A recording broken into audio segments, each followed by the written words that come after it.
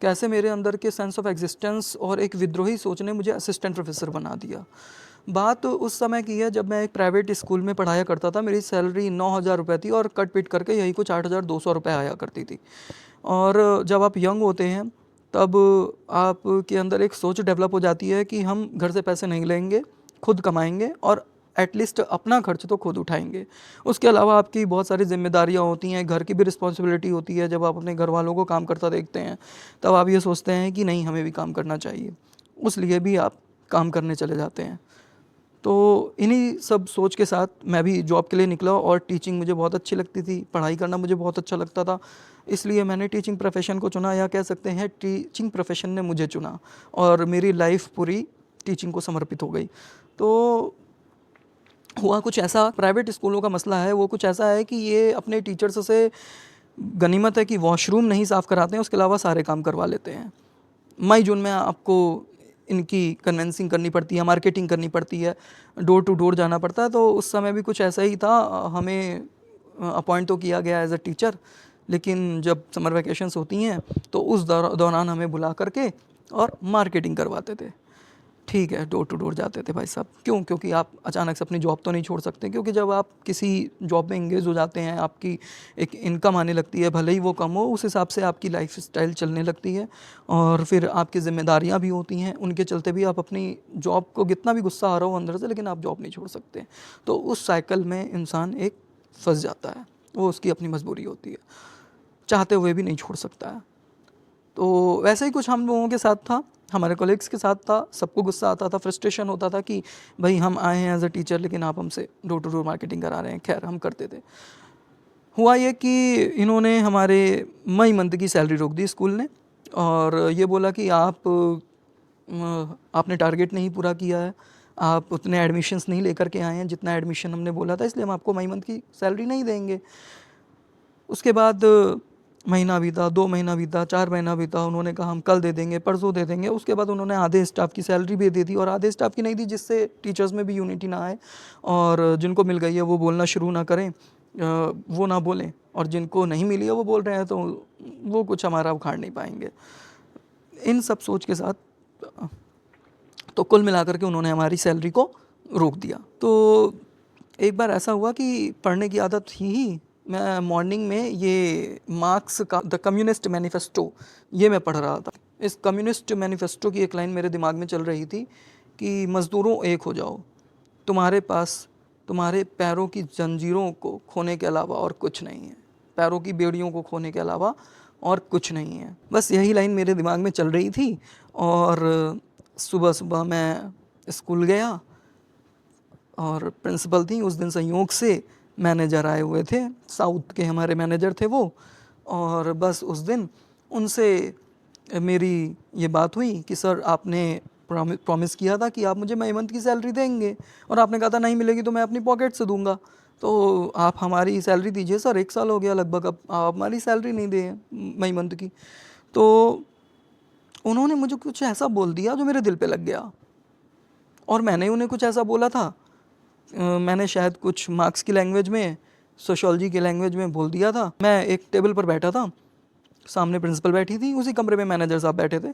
Manager ने मेरे से ये बोला कि जिस टेबल पर बैठे हो ना, वो टेबल भी मेरी है। एंड आई वॉज ऑ कि ये क्या है भाई?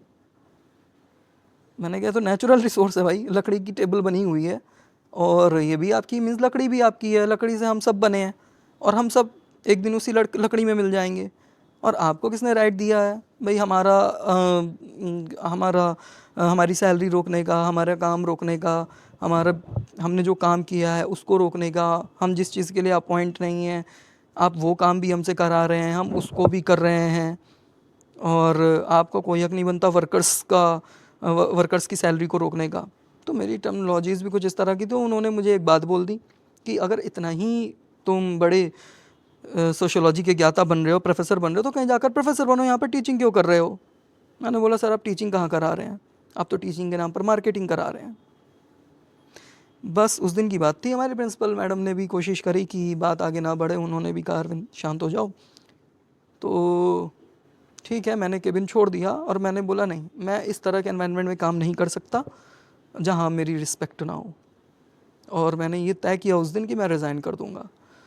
मैंने रिज़ाइन करने का सोचा और मैंने रिज़ाइन कर दिया। तो मेरी प्रिंसिपल भी थोड़ी चिंतित हुई, उन्होंने मुझसे पूछा कि अरविंद क्या कर रहे हो, क्यों लगी लगाई नौकरी छोड़ोगे? मैं मैनेजर से बात कर लूँगी, तुम नौकरी मत छोड़ो। इस तरह से नौकरियाँ नहीं छोड़ी जाती हैं और मिलती नहीं है नौकरी, और क्या कर लोगे, क्या फ्यूचर प्लानिंग्स है तुम्हारी? तब मैंने मैडम से बोला कि मैडम ऐसा है, मैं नेट करूँगा, जेआरएफ करूँगा, पीएचडी में एनरोल होऊंगा और असिस्टेंट प्रोफेसर बनूंगा। तो उन्होंने मेरे से बोला कि कुछ नहीं होता अरविंद, मैंने बहुत नेट वालों को देख लिया, इतने इतने उनके पास गट्ठर लग जाती हैं किताबों की, किसी को कुछ नहीं मिलता है और बेकार परेशान हो गए, जहाँ जो कर रहे हो वो करते रहो। लेकिन नहीं, बात आ गई थी थोड़ी सी आत्मसम्मान पर, इसलिए मैंने नौकरी छोड़ दी। मेरा शायद सेंस ऑफ एग्जिस्टेंस भी जग चुका था।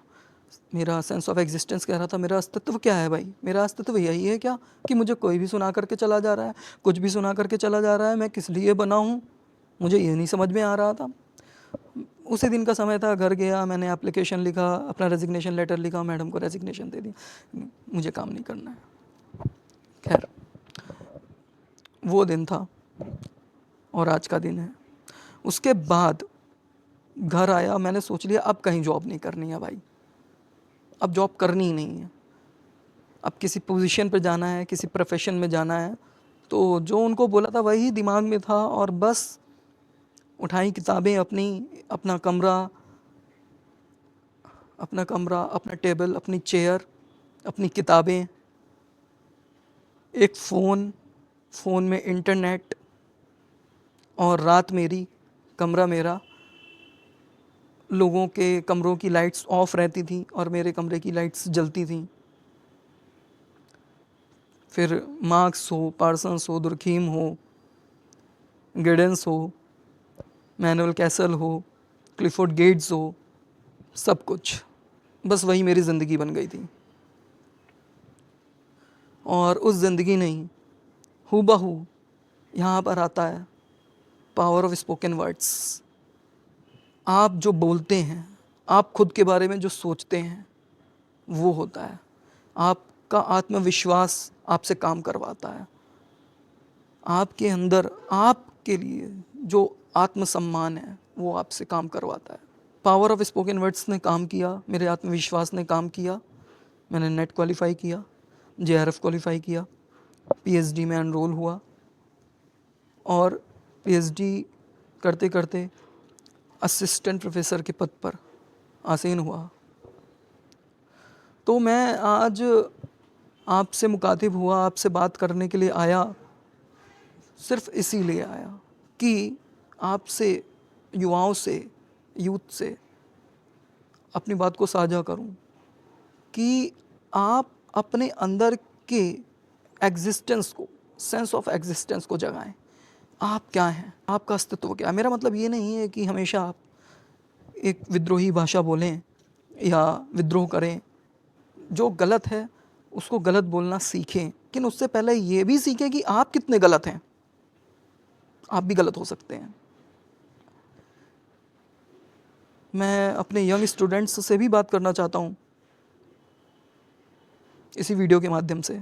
मैं आपसे एक बात कहता हूँ, अगर कोई व्यक्ति आपके करियर के लिए, आपकी ग्रोथ के लिए आप पर गुस्सा कर रहा है, देन यू आर ब्लेस्ड। ऐसे लोग मिलते नहीं हैं। कोई भी व्यक्ति हो, आपका बड़ा भाई हो, आपके पेरेंट्स हो, आपके टीचर्स हो, प्रोफेसर्स हो, कोई हो, उनकी रिस्पेक्ट करना, उनकी अहमियत अपने जीवन में समझें कि वो क्यों ऐसा कह रहे हैं। अगर आप कहीं काम कर रहे हैं, आप अपनी स्किल पर काम कर रहे हैं, तब तो ठीक है।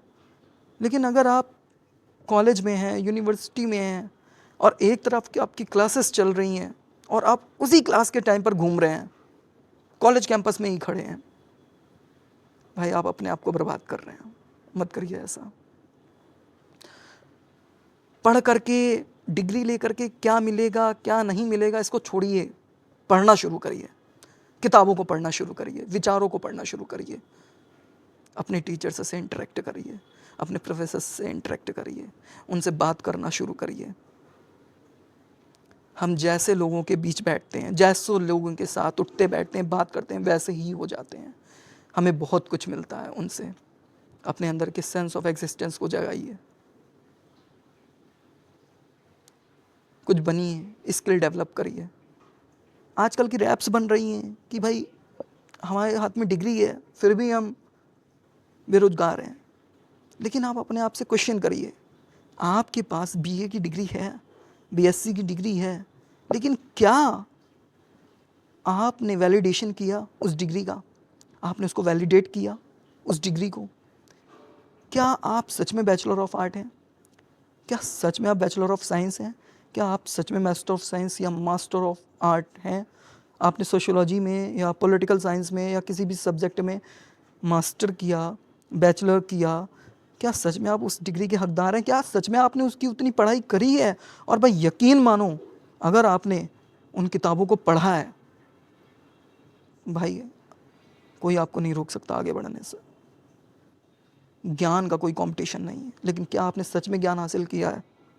भाई नहीं समय था दिन में पढ़ने का, रात में पढ़ लिया होता ना, मत करते क्लासेस अटेंड। नहीं टाइम था तो घर में पढ़ लिया होता। पढ़ने से किसने रोका है भाई? तुमको पढ़ने से किसने रोका है? ये ज्ञान अर्जित करो, ये मत सोचो इस ज्ञान को अर्जित करने से होगा क्या। करो, कैसे भी करो, किताबों से करो, लोगों से बात करके करो, घूम करके करो, फिर करके करो, अपने एक्सपीरियंस से करो, बस ज्ञान अर्जित करो। ज्ञान ही दुनिया में सब कुछ है, अल्टीमेट ट्रुथ है, वो तुम्हें एक दिन सफलता जरूर दिलाएगा। अपने ऊपर काम करिए, अपनी स्किल्स पर काम करिए और सिस्टम को जवाब दीजिए। सिस्टम से उम्मीद मत रखिए, सिस्टम से उम्मीद मत रखिए, अपने आप से उम्मीद रखिए। सिस्टम से मांगते रहेंगे तो ज़िंदगी बीत जाएगी और टाइम बहुत कम होता है, समय रेत की तरह बीत जाता है। इसलिए सिस्टम से डिमांड करना, सिस्टम से मांगना छोड़िए, अपनी स्किल पर काम करिए, अपने ऊपर काम करिए। ठीक है, सिस्टम को चेंज करने के लिए आवाज़ उठानी चाहिए, बोलना चाहिए, लेकिन कहीं ऐसा ना हो कि सिस्टम से मांगते मांगते आपकी ज़िंदगी निकल जाए। अपनी स्किल पर काम करिए, अपने ऊपर काम करिए, अपना ख्याल रखिए, अपनी गलतियों को देखिए, अपनी गलतियों को सुधारिए, अपना समय ज़ाया मत होने दीजिए, अपने आप को काबिल बनाइए, स्किलफुल बनाइए। Society gives respect to status not individual. समाज पद को रिस्पेक्ट देता है, सम्मान देता है, व्यक्ति को नहीं। पद अर्जित करिए, स्किल अर्जित करिए, काम के व्यक्ति बनिए। इस वीडियो को अपने उन दोस्तों के साथ ज़रूर शेयर करें जिनकी आप केयर करते हैं। आप ज़रूर अवेयर करें, क्योंकि आप जो देते हैं वही मिलता है। हो सकता हो इस वीडियो के माध्यम से मेरे ये विचार किसी की ज़िंदगी बदलें। Thank you. Watch 10 with doctor Arvind.